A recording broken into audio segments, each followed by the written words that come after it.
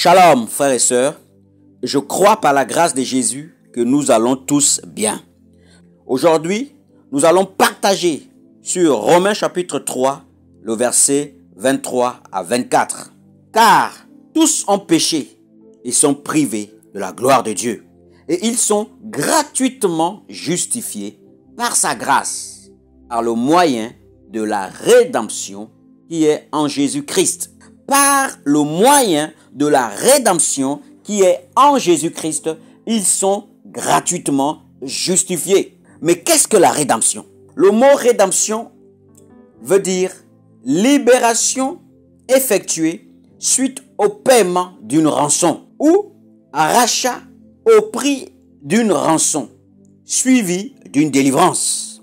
Jésus, par son œuvre à la croix, n'a pas fait que payer le prix pour notre rachat, mais il nous a aussi délivrés. La Bible dit dans Romains chapitre 3, le verset 23, « Tous ont péché et sont privés de la gloire de Dieu. » Dans Ecclésiaste 7, le verset 20, « Non, il n'y a sur la terre point d'homme juste qui fasse le bien et qui ne pêche jamais. » Paul, l'ayant compris, va le dire également en Romains chapitre 3, le verset 10.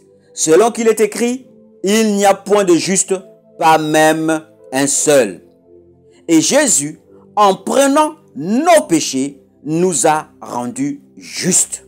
Que le nom de Yahushua soit béni. Tous ont péché et sont privés de la gloire de Dieu. Jésus va aller sur la croix. Il va accepter de porter nos péchés. Et la Bible dit que il nous a justifiés gratuitement. Mais qu'est-ce que le péché? Péché, c'est manquer le but. Le péché caractérise l'insoumission à la volonté de Dieu, à sa parole et conduit à une marche sans loi, sans frein. Nous le voyons dans le livre de 1 Jean chapitre 3, le verset 4. Quiconque pratique le péché transgresse la loi.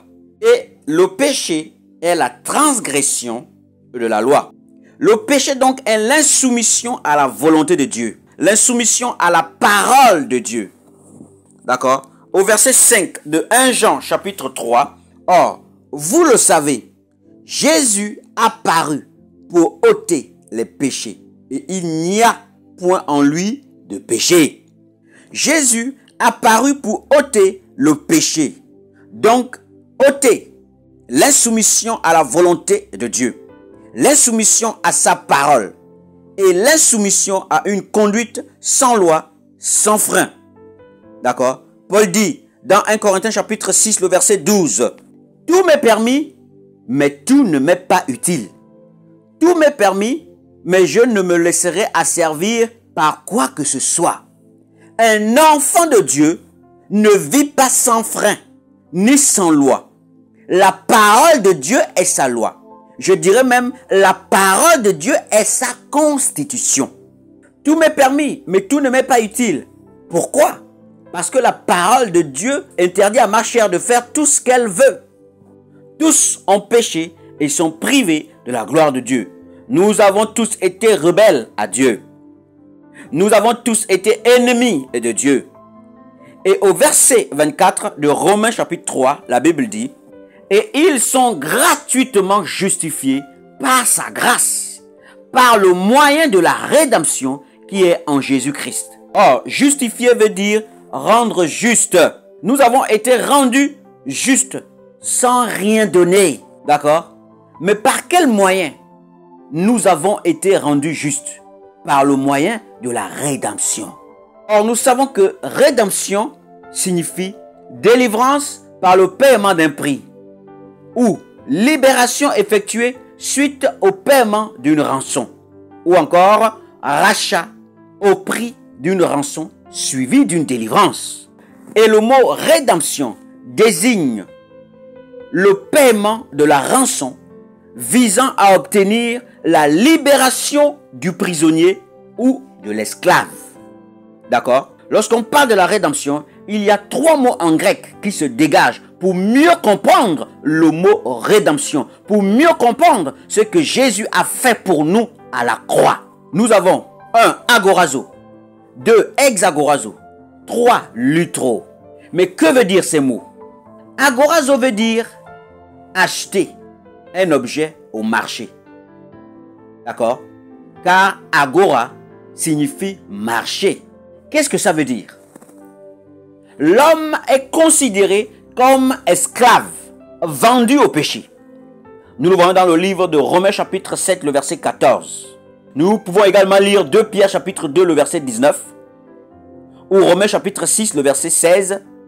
Ou Jean chapitre 8, le verset 34 à 36. Jésus a payé le prix de notre délivrance au moyen de sa vie et de son sang. Jésus nous a rachetés du marché de l'esclavage du péché, de l'esclavage des liens familiaux, de l'esclavage de la malédiction générationnelle. Mais Jésus ne nous a pas rachetés pour nous laisser dans ce même marché, donc dans la fréquentation des mêmes endroits de péché. Lorsque quelqu'un est délivré d'un péché, par exemple de masturbation, tu ne dois plus aller sur des sites porno, tu ne dois plus regarder des livres pornographiques. Donc Jésus nous délivre, pas pour nous laisser encore dans ces endroits-là libres, mais pour nous faire sortir.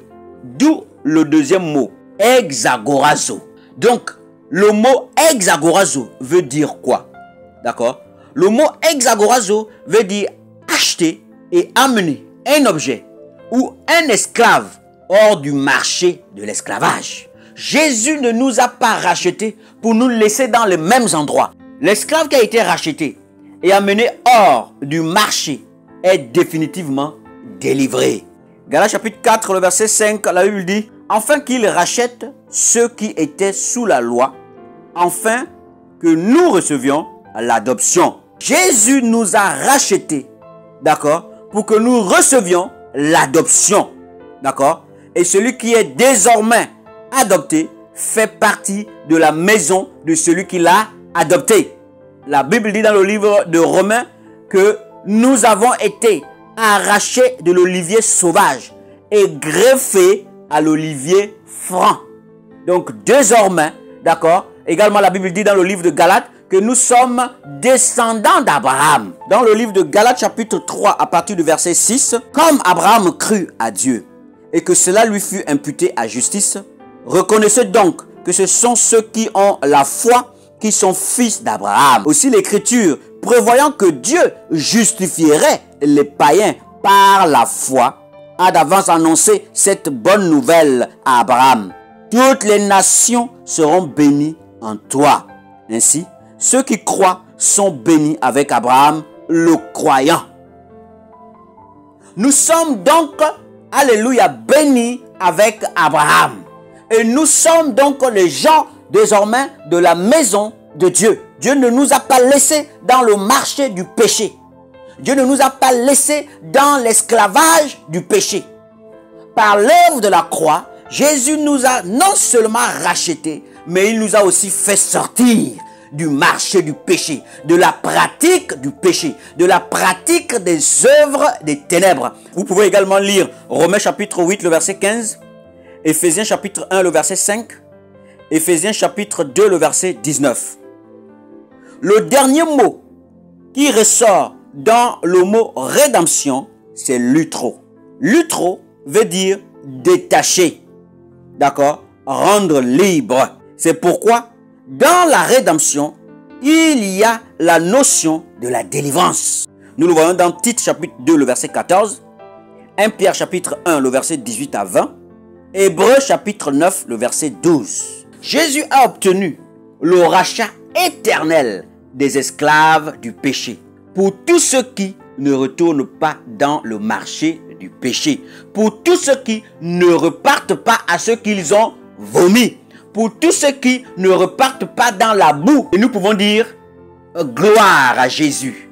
Gloire à Jésus pour l'œuvre de la croix. Il nous a sauvés. Pour tous ceux qui marchent désormais selon la parole de Dieu et qui ne repartent pas à ce qu'ils ont vomi et qui ne repartent pas dans la boue, Jésus a fait pour eux la rédemption éternelle, la délivrance éternelle. Bénissons le Père qui a donné son Fils pour nous. Nous lui sommes reconnaissants pour l'œuvre de la croix. Si Jésus n'était pas monté sur la croix, nous serons encore dans nos péchés. Nous serons encore dans nos liens. Nous serons encore esclaves des liens familiaux, des liens ancestraux, des malédictions générationnelles de famille, du péché, de l'esclavage du péché. Pour ceux qui sont dans les masturbations, pour ceux qui sont dans le lesbianisme, pour ceux qui sont dans la prostitution et tout autre péché, d'accord, la liste n'est pas exhaustive. Nous serons encore dans ces choses-là. Mais nous bénissons le Père parce qu'il nous a aimés. La Bible dit que Dieu a tant aimé le monde qu'il a donné son Fils, afin que quiconque croit en lui ne périsse point, mais qu'il ait la vie éternelle. Quiconque croit en lui ne périsse point, mais qu'il ait la vie éternelle. Celui qui a cru en Jésus et qui lui a donné sa vie, il reçoit, alléluia, la rédemption, l'effectivité de l'œuvre de la croix dans sa vie. Et la rédemption, donc, agorazo, exagorazo, lutro, d'accord, est effective dans sa vie. C'est un homme libre. Il marche désormais en nouveauté de vie. Et jusqu'à ce que le Seigneur vienne, d'accord, il est sauvé. Nous bénissons Jésus qui a pris sur lui nos péchés et nous a rendus libres et nous a justifiés gratuitement. D'accord? Jésus a fait pour nous la rédemption, c'est-à-dire il nous a rachetés. Il nous a fait sortir du marché du péché. Il nous a rendus libres. C'est ce que le mot rédemption veut dire. Il nous a rachetés. Il nous a fait sortir du marché du péché, de la pratique du péché. Et il nous a rendus libres. Aujourd'hui, il nous demande de marcher. D'où la marche chrétienne. Ou encore la vie chrétienne. La vie chrétienne est une marche. D'accord? Plus nous marchons avec le Seigneur, plus le Seigneur nous éloigne du marché du péché, du marché de l'esclavage. Nous devons retenir que lorsque Jésus a fait pour nous la rédemption, un, il nous a rachetés. Deux, il nous a fait sortir du marché de l'esclavage, du péché, donc de la pratique du péché. C'est pourquoi celui qui est en Christ ne pratique plus le péché, ne pratique pas le péché. D'accord? Et il nous a rendus libres, libres du péché. Que le nom de Yahushua soit béni, frères et sœurs. Soyez encouragés, gardons la foi, marchons selon la parole de Dieu, vivons selon la parole de Dieu. Au nom puissant de Yahushua, soyez tous fortifiés. Au nom de Jésus-Christ de Nazareth. Amen.